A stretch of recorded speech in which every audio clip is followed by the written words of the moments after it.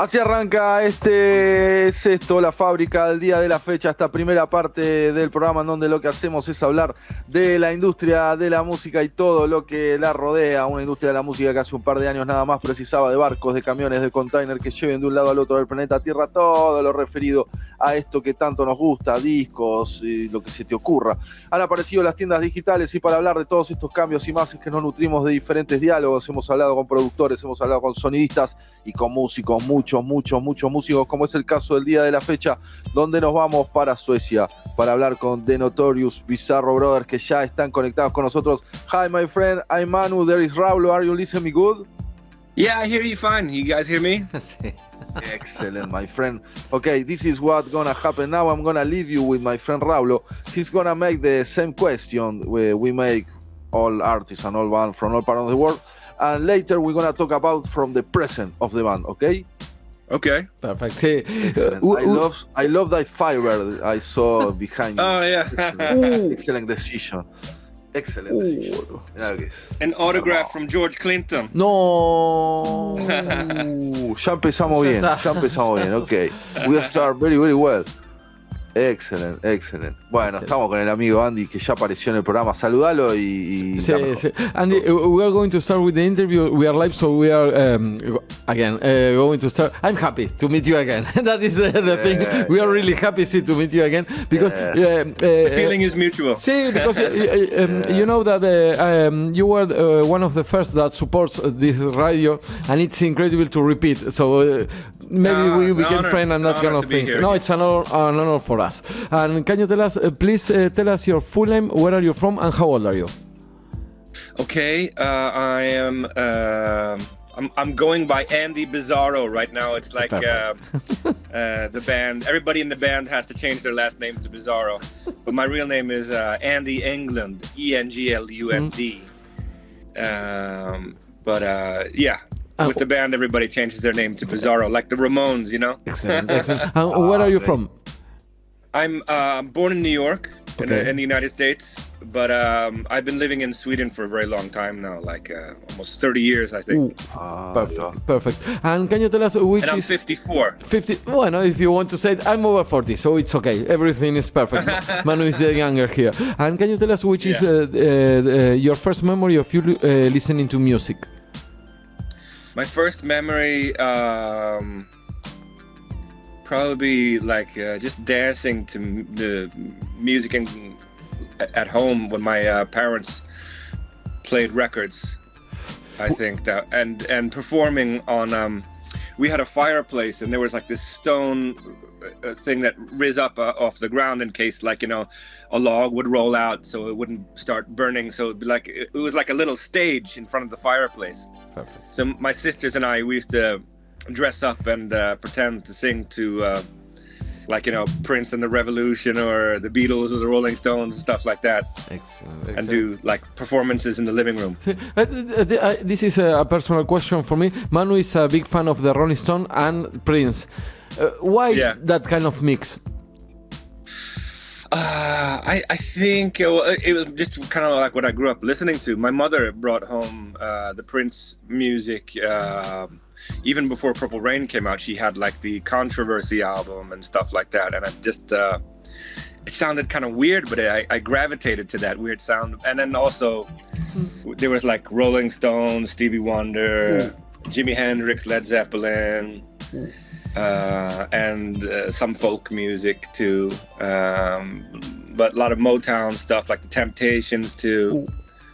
Beautiful music. And then it just felt like also when you listen to Prince music, you get so many different styles of Prince that is like it kind of there is kind of like Rolling Stones, Beatles influences in Prince music and and Stevie Wonder and all kinds of sounds you can hear, you know, from funkadelic to you know, Led Zeppelin, and you can hear like all over the place with Prince music. I'm a little lost in that part because I'm a big metal fan, and you know, and it's the kind of Manu, ayúdame por esto y termino allá con lo personal. It's the kind of way Prince plays or the audio or the two things.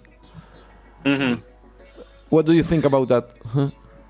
About how he plays? No, the Prince in particular. Then we are going to... Okay, Prince, Andy, Raulo is a metalhead. He's fan of Sepultura, Metallica, no? Yeah. He can understand Prince. Claro. Okay. If you want to explain that.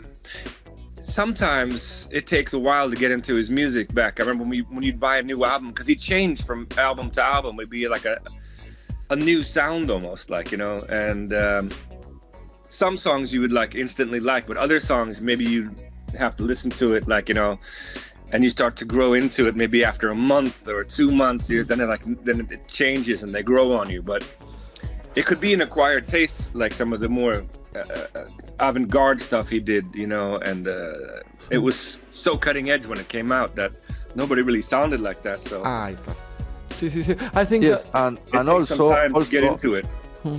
Raulo, I recommend a song, the album record Prince, that is Prince with no shirt. The first album, I think, is from 1979, and he has a song there. Is "I Wanna Be Your Lover." And that's the second album, actually. Second album, you have an instrumental part. Dun, dun, dun, that I think that's the thing you most love from Prince, no, Andy? Because you let your instrumental part too. Yeah, that's an awesome song. And there's another song on that album, the same album, called Bambi, that would be more appealing to like the people that are into hard rock and stuff like that. Perfect. It's like a mix of Smokey Robinson over like Mother's Finest, if you know Mother's Finest, the band, like And in the pop music, on the dance music, there's no se permiten tanto tiempo para lo instrumental. Eso quiero decir, Raulo. Sí. Manu wants to explain his opinion, but that in pop music now they don't play a lot of instrumental parts. Maybe Prince have that. No? Yeah. Perfect. Yeah, some of the songs were like 9 minutes long. I mean, who does that? Exactly. Now it's like he has virtuosism 1 minute at the same time. Yeah. Muy bueno. Thanks for the explanation, Andy. we like to talk about these kind of things. And can you tell us which was your first instrument and which was the first song that you learned? My first instrument was actually like a snare drum in school ensemble, but I wanted to play the drums, but my mother bought me a guitar instead. So it became a guitar, like, you know. But I like to, I guess the guitar is the first instrument, or maybe like the only one I really master. I like to play bass too, obviously. It's very close. You kind of like can easily figure out how to play bass if you can play guitar. Muy bueno. But there's some different techniques, like, you know, slapping or, you know. Sí. Muy bueno. Sí, and can you tell us which was the first concert that you went? I actually don't remember, because my parents they were like big music fans, so I kind of grew up just they took me to festivals and stuff like that to see the Allman Brothers bands, and I seen Joan Baez in New York, in Manhattan and stuff like that, and so I don't really remember it. It was just always there in my life, I think, like, you know, because my parents were both big music fans, you know? Beautiful. Now we are going to start with the interview, the part of the band. Can you tell us when did the Notorious Bizarro Brothers begin and why you put that name? Well, let me see. We started probably like a year and a half ago, maybe 2 years ago, the idea. And it's got some of the members from the Neon Romeos, like the keyboard player is helping me out on a couple songs, but a lot of it I just did the whole thing myself. Like there's one song called I Want Freedom on the EP, which is like 9 minutes long too. One of those long instrumental sections like Prince did. But my wife is singing on that one, Valeria Bizarro. She actually has been releasing some house music on her own called Val in the First House of Neptune. So you can check that out too on Yeah. And I'm playing and producing some of those songs too for her. Wow. Playing a bunch of instruments on those. And but the idea was to maybe, because you guys know about the Neon Romeos, it's like there's like special members and they're like kind of like not exchangeable, and I wanted to do another project where it could be more exchangeable members and like a collective idea, so I could do more shows because I want to get out and play more again, like, you know, and so I could just have whoever's available, like, you know, if I have like maybe 2 or 3 drummers that I can call, or 2 or 3 bass players and 2 guitar players, and so I could get more gigs that way, I was thinking. So it's like the idea is to have even record with a lot of people, but so far it's mostly just been me. But the concept is to have more of a collaboration type of scenario. Wow. With that. Mano mia, looking like you. And we'd love to come to Spain, or you know, maybe we can arrange something, and then or Argentina. I found myself a lot of time drive my car with philosophy of Romeo's. Is my favorite song to drive. Incredible. That's wonderful to hear. Andy, in February of this year, you released your first EP. How was the recording process of that? Well, it was a little bit more experimental because I'm also doing the mixing, and I had some help from a bass player friend of mine named Jeff Virgo, who I just actually performed with a first gig with him last night. So I just got back home from, I was in another city called Uppsala here in Sweden. So now I'm back in Stockholm. But it was a lot of fun. It's a cover band that I had played with them, and we're doing like old funkadelic, Sly and the Family Stone songs, and you know, LaBelle songs, Rufus and Shaka Khan, like the old classics, like, you know, from the 60s, 70s and stuff like that. Maybe we're gonna add some 80s songs in too. Maybe some Prince and cameo. Andy, you know why Manu and Mia are looking to you like this? You say, some funkadelic, and it's really hard to play that.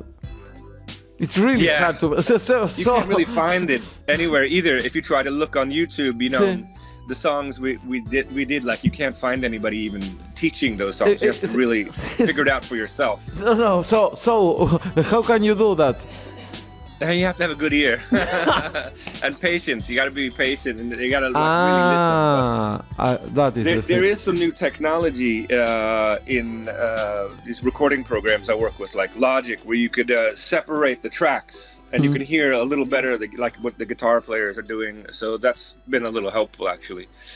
To like, but some of it's like so weird. I mean, nobody really played like funkadelic, like, you know. For example, it's impossible. Yeah. It's impossible for me. It's incredible. Wow. Sí, está hablando como si fuese. Sorry, I'm going to speak Manu a little Spanish.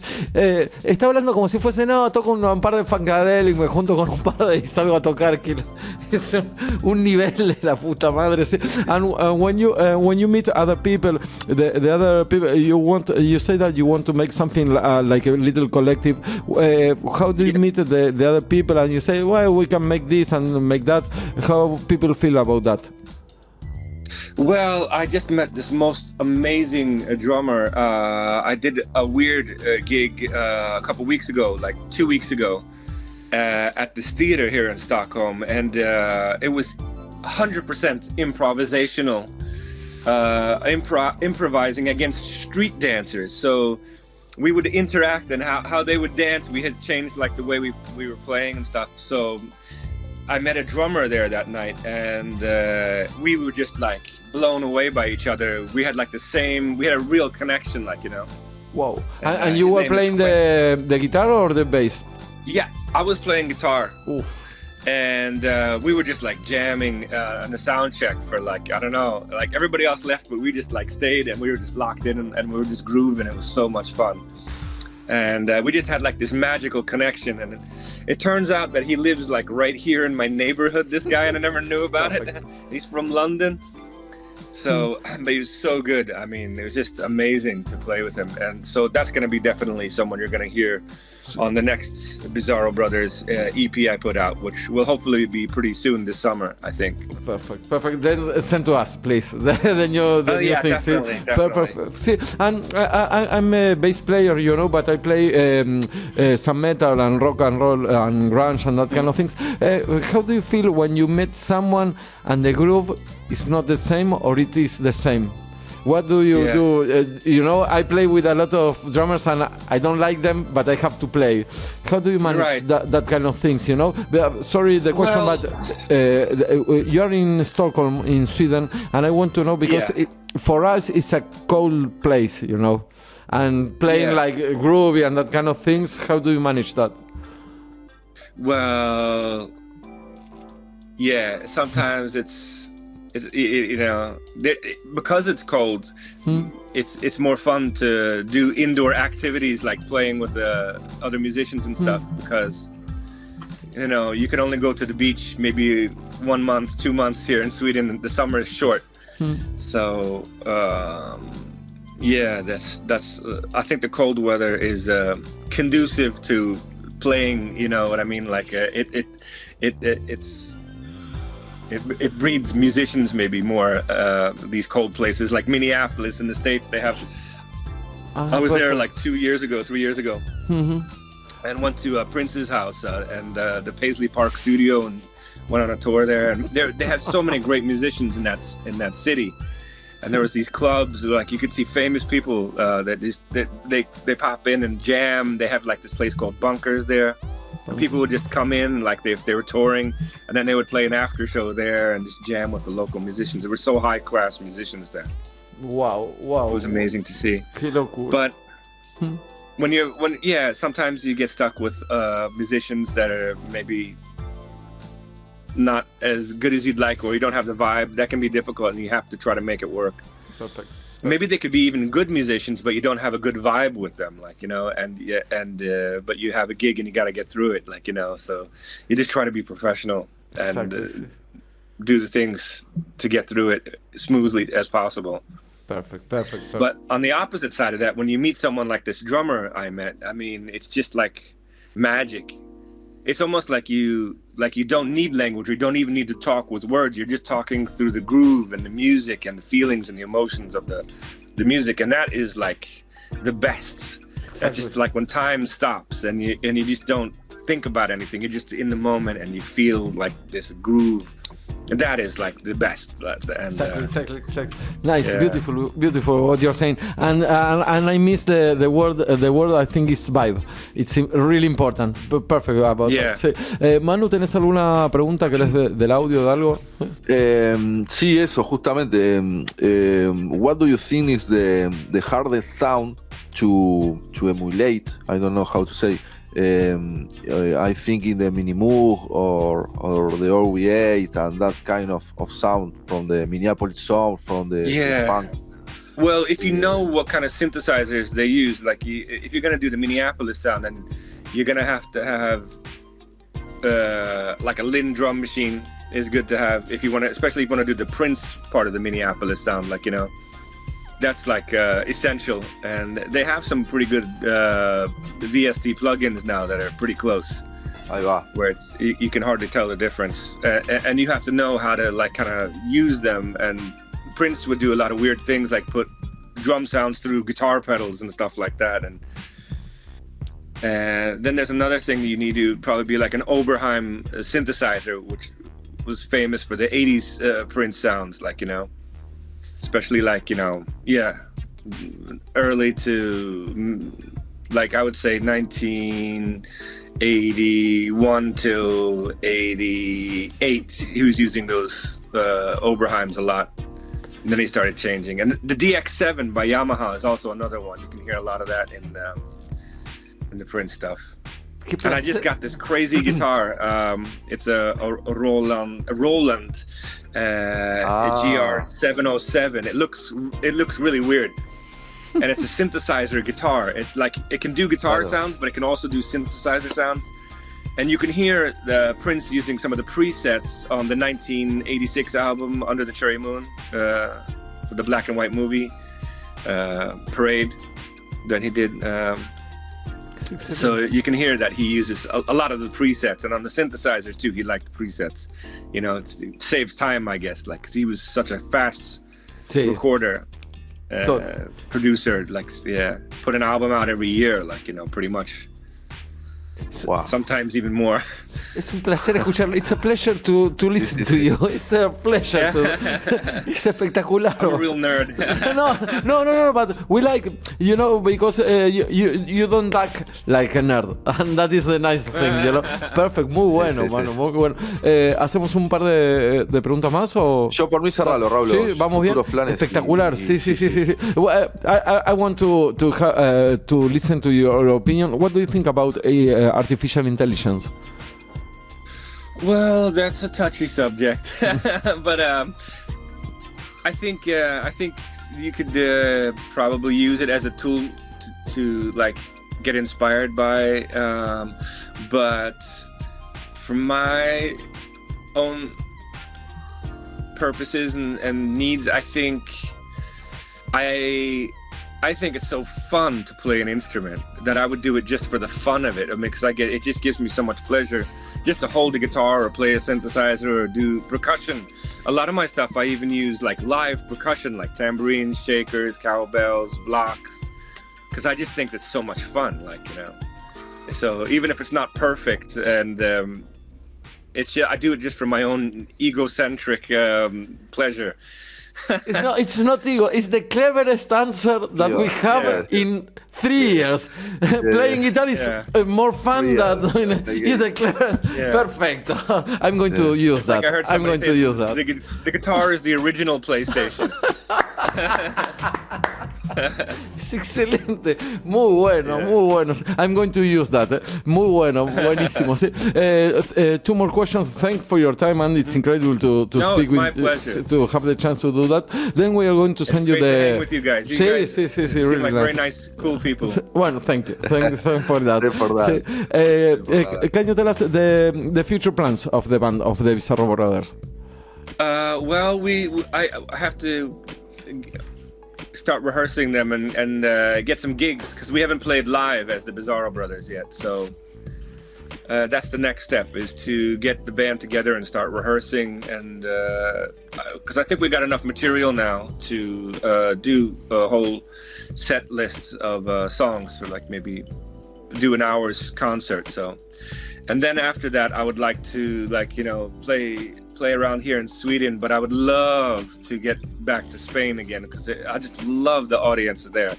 I love seeing the people dance and how we interact so well, and I'm actually trying to do some songs that have like maybe a little bit of Spanish in them, even though I can't speak Spanish, but just to have like little things like, you know, because I really love the Spanish audience. I just had such a great time there. The 4 years we toured there with the Neon Romeos. And I really miss it, and I miss Spain so much. So I really want to get back. Perfect. And try to get some shows going there. We are going to send you some links, and maybe you can organize something with the record labels and that kind of things, of course. That would be awesome. Of course. Thank you so much. No, thanks to you. We are, just to finish the interview, we are going to play Let's Get Loco. Beautiful song. For instance, that's one of the ones where I was Para, un segundo, Raúl, ¿le puedes preguntar si nos puede contar la historia detrás de ese cuadro con una firma de George Clinton? Sí, bueno, we want to, sorry for this, but we want to know if you can tell the story of the signature of Clinton. So that signature right there, it says to Andy, George Clinton. I have a friend who is this incredible collector of autographs, and he has this ability to get backstage where he shouldn't be. I don't know how he does it. He could be the secret agent or something, you know, but he can get him backstage anywhere. I don't know how he does it, but he managed to meet George Clinton, and he's like, could you just sign this for my friend Andy, basically? And he gave it to me as a birthday present, this friend of mine. Beautiful present. So, yeah. Sí, muy bueno. Beautiful present. I have another one on my other wall that I got myself when I met George Clinton in Miami, when I used to live there. And I just waited and waited and waited, and eventually they just let me backstage. And I was like, I met George Clinton, and I was so starstruck that I couldn't get anything out of. I couldn't say anything. I just said the name of this bootleg that he did with Prince, the song. I said, "Soul Psychedelicized," and he was like, "Where y'all get them bootlegs?" And I was just like, you know, Beavis and Butthead almost. Yeah, you know them like. Excelente. Tremendo, tremendo. Cerralo, Raúl. Sí, Excelente, sí. excelente. Thanks for your time, and it's incredible. We are going to play Let's Go, Get Loco. Can you tell what did that song represent to you? Well, that song just was like about having a good time, like, you know, and like when you get stressed out, I say in the first verse, this is like, I need a decompression session. Like, you know, it's just about celebrating life and like letting go of stress. When you get to a point, you just go nuts, like, you know, go crazy, go loco. So it's just about like, just about relieving stress and having a good time with your fellow human beings, like, you know, and just having a party, like, you know, and just celebrating the good times. But there is actually a little bit of a sad story on the backside of that song, which is there's a female vocal you hear in that song, and it's a Spanish girl whose name is Rafi Romero. And she was together, engaged with my keyboard player, but she passed away recently, unfortunately. Bueno. And she's no longer with us, so I'd like to dedicate that song to her. Beautiful.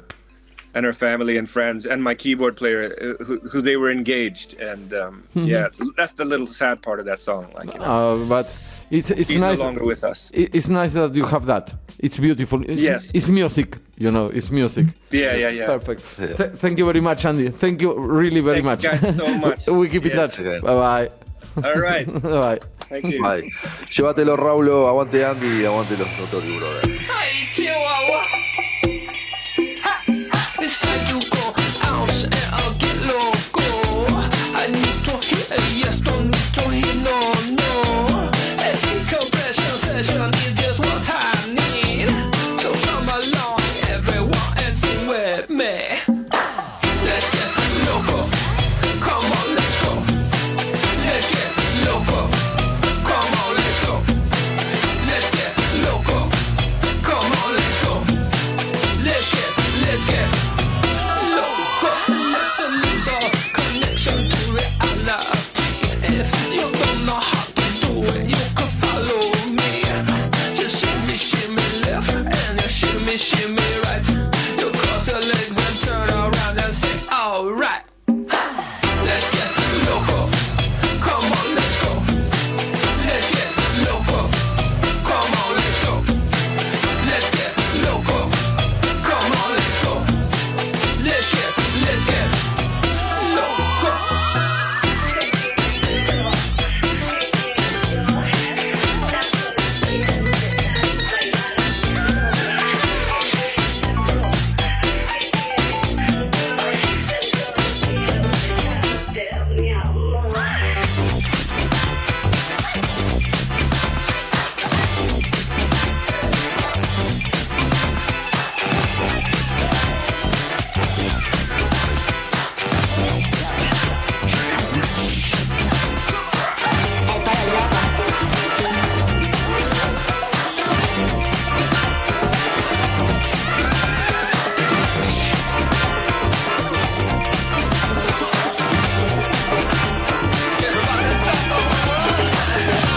Golpéame 2 veces.